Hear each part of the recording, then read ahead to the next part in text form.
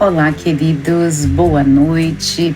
Hoje é quarta-feira, dia 12 de maio, mas eu tô gravando agora o podcast 16, que vai estar disponível amanhã, dia 13 de maio. E nesse podcast a gente vai então elocubrar um pouco sobre o número 13. Nesse programa, eu realmente pretendia falar de um outro assunto, mas a gente vai voltar 3 casas e vamos falar do 13. A semana passada eu falei um pouquinho do 15 e aí algumas coisas foram acontecendo e eu realmente amo o modo como as coisas vão confluindo e me dando indícios para os novos movimentos que eu vou fazer. E vão funcionando assim como um lápis mesmo, que vai desenhando e antecipando novos movimentos antes mesmo que eu saiba deles, né? Então é isso, eu tinha de fato uma outra ideia para esse programa, mas a minha amiga Leila, escutadora dessas minhas crônicas do cotidiano aqui no canal, ao falar comigo sobre o último programa, aquele da Bola 8, ela disse, putz, você falou um pouco do número 15 e agora eu fiquei com vontade de te ouvir falar um pouco sobre o 13, um número que para muitos significa azar, mas para mim significa boa sorte, ela disse. Pois então, Leila Diniz, querida, que legal. Eu vou começar por aí então, vou começar daí, porque realmente depois de te escutar, eu percebi a incrível não coincidência de essa semana ter o dia 13 nela. E do dia 13 coincidir com o dia que eu apronto e libero o programa no canal. Enfim, vai ser o número 13 e então o assunto do podcast 16. Então vamos lá. Primeiro, vamos ao que ela aponta para mim, sorte e azar. Claro que eu fui buscar ali na numerologia a somatória do número 1, que é posta como coragem, iniciativa e disposição para correr riscos, mais o número 3, que tem a ver com autoconfiança, otimismo, leveza e liberdade. Ou seja, o 13 carrega em si a rebeldia, o conflito dentro dele, porque mistura essas duas coisas um pouco antagônicas, né? Mas lá na numerologia eles vão seguir com a análise e eu aqui vou saltar para outro ponto, para o que se atribui de negativo ao número 13. Baseado, por exemplo, em algumas crenças antigas, como dos nórdicos, por exemplo, ou dos cristãos antigos, o 12 sempre apareceu como número perfeito. Então a gente tem os 12 apóstolos, 12 tribos de Israel, 12 meses do ano, 12 signos do zodíaco. E o 13 sempre aparece assim, figurando como uma espécie de portal para o negativo, para o desequilíbrio, né? Veja, nas pesquisas que eu fiz, por exemplo, eu fui achando várias coisas. No livro do Apocalipse, por exemplo, o capítulo 13 fala da besta do mar e da besta da terra que vieram atormentar a humanidade. Então, não estou citando aqui todas as coisas, mas o fato é que dentro de variadas crenças, o 13 tem então essa carga meio negativa dentro do imaginário das pessoas e esse teor meio desequilibrante, como aponta ali o que diz a numerologia, né? Ao mixar o 1 e o 3. E tudo isso vai aumentando e engrossando o caldo e vai dando pano para manga sobre as fantasias e receios de uma sexta-feira 13, por exemplo, né? Mas daqui, então, a gente pula para a carta 13 do tarô, que é uma outra associação que eu achei muito legal. A carta 13 é a carta da morte. Uma carta que representa o quê? A necessidade de mudança, de sair de uma zona de conforto. É uma transformação, né? Mas quem é que se sente à vontade de mudar os hábitos? Quem não se sente? Para quem não se sente de mudar hábitos e situações na vida, talvez essa simbologia com o 13 realmente não gere uma sensação muito legal, né? De ter que fazer mudanças e ao mesmo tempo manter os pés no chão. Mas a carta morte, ela tem a ver com términos, mas que, assim como nada, que a gente já falou em outro podcast, também traz consigo a possibilidade de novos começos, mudanças, transformações. Fala de ciclos, né? Ciclos que começam e acabam e começam. Então, às vezes a gente tem de fato uma certa resistência, mas quando a porta se abre e a coisa começa a acontecer e começa a se transformar, às vezes a gente até se pega surpreendido falando, caramba, porque eu relutei tanto, né? A transformação é muito legal e a mudança de ciclos também, né? Mas é bonito olhar para a carta 13 e ver, olhar assim a composição dela, porque atrás tem um sol forte brilhando no fundo e a morte está montada num cavalo branco, que é a cor da purificação e que simboliza então esse renascimento pós-mudança, né? É muito legal pensar nela assim, não é? Ao invés de olhar como a morte, pensar no término realmente de algo para começo de outro algo. Um ciclo, né?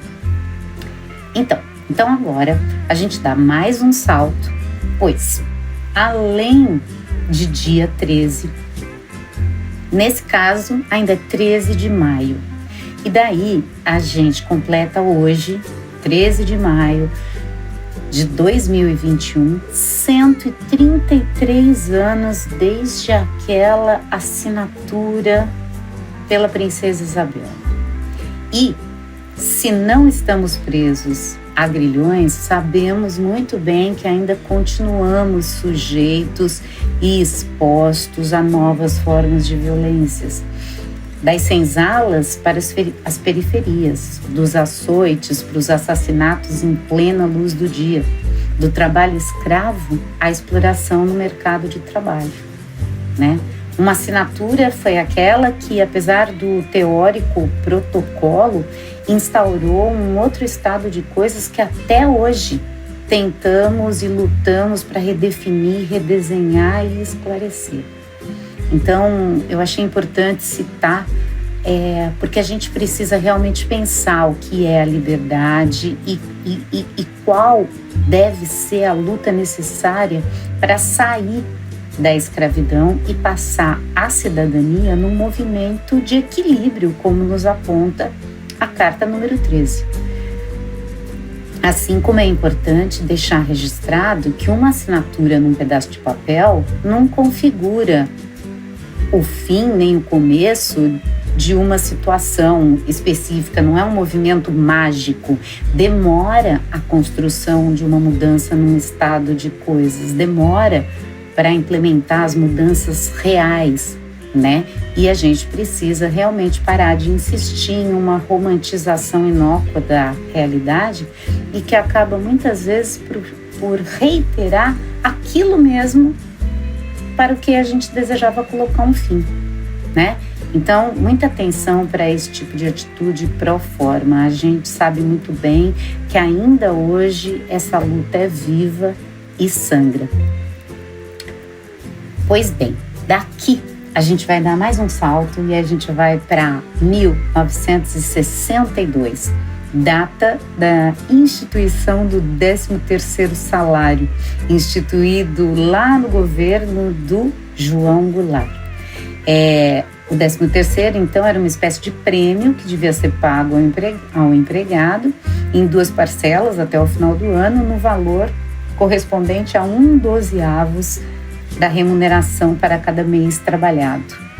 E nesse caso, vamos deixar combinado aqui, registrado, que aqui o número 13 se instaura como uma coisa bem legal, se relacionado ao desequilíbrio ali com relação ao perfeito do 12, né? E aparece aqui como uma possibilidade de talvez equilibrar um pouco as finanças do trabalhador. Bola dentro do Brasil. Aí a gente dá mais um outro salto e vamos pairar ali sobre a década de 80, pois na pesquisa para esse programa eu descobri também que o número 13 do PT foi definido segundo sorteio nas eleições de 15 de novembro de 82, sob a ditadura do João Figueiredo. Eram 5 legendas autorizadas a concorrer naquele momento e os números de cada uma foram definidos por sorteio. O PT era o 3. A partir de 85, a Justiça Eleitoral extingue a numeração de 0 a 9 e aqueles 5 partidos originais passam então a ter que acrescentar uma dezena aos números sorteados lá em 82. E foi assim que o PT virou 13. Legal, né? Pensar na coisa toda por esse ponto de vista numerológico. Dá pano para manga e também dá outro podcast. Então, meus queridos, estamos quase chegando ao fim desse programa, onde eu reuni aí alguns fatos envolvendo o número 13, de algum modo. E eu vou dizer aqui que eu adorei preparar esse material, pois eu aprendi várias coisas que eu não sabia realmente enquanto eu formulava o que eu ia dizer e pincelar aqui para vocês. Eu acho que o 13 deu o maior samba, porque ao final, para coroar esses levantamentos, vejam vocês, eu ainda acho um poema do Olavo Bilac, não por acaso publicado em 1888, chamado Via Láctea ou Soneto 13. E então eu vou ler esse poema para vocês e depois a gente fala mais um pouquinho e se despede. Então vamos lá. O nome do poema, que é um soneto na verdade, Via Láctea ou Soneto 13. Ora direis, ouvir estrelas, certo perdeste o senso, e eu vos direi, no entanto, que para ouvi-las, muita vez desperto e abro as janelas pálido de espanto. E conversamos toda a noite, enquanto a Via Láctea, como um palho aberto, cintila. E ao vir do sol, saudoso e em pranto, ainda as procuro pelo céu deserto. Direis agora, tresloucado amigo, que conversas com elas? Que sentido tem o que dizem quando estão contigo? E eu vos direi, amai para entendê-las, pois só quem ama pode ter ouvido capaz de ouvir e entender as estrelas. Poema lindo que eu realmente não conhecia. E como que eu, justo eu, não vou achar que as coisas estão todas emaranhadas numa enorme não coincidência? Será efeito do 13?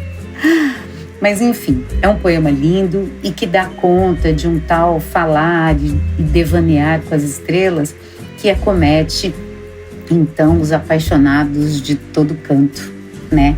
E que depois, além disso, tem alguns dos seus versos usados pelo Belchior na Divina Comédia Humana. Ora direis ouvir estrelas, certo perdeste o senso, e eu vos direi, no entanto, enquanto houver espaço, corpo, tempo e algum modo de dizer não, eu canto. Pois então, meus queridos, hoje é 13 de maio e esse foi o podcast Ouvir Estrelas. Se sexta-feira 13 é uma fantástica convergência de energias, hoje o dia 13 caiu numa quinta-feira. Mas também pode em algum tempo ter caído num sábado e o dia seguinte ter sido o Dia das Mães e depois ser nunca mais. Aliás, falando em música, isso é muito nenhum de nós. Hashtag só que não. Nada acontece por acaso, mesmo quando dói. A vida nem sempre é justa, se espiada de nosso foro íntimo. Mas assim é se lhe parece, diria Pirandello. O importante é poder simbolizar, pois só através da simbolização é que a gente pode fazer a travessia para o real. Isso não acontece sem conflito, mas a carta do número 13 deixa então essa possibilidade, né? De após esse conflito haver aí uma transformação bacana. Então, Um beijo para todos, até a semana que vem. E repetindo aqui que para enviar sugestões, utilize o direct do Instagram ou o Messenger do Facebook ali nas páginas do Nas Ondas do Carro, ok? Então eu sou Clotilde Zingali e apresentei o podcast Nas Ondas do Carro.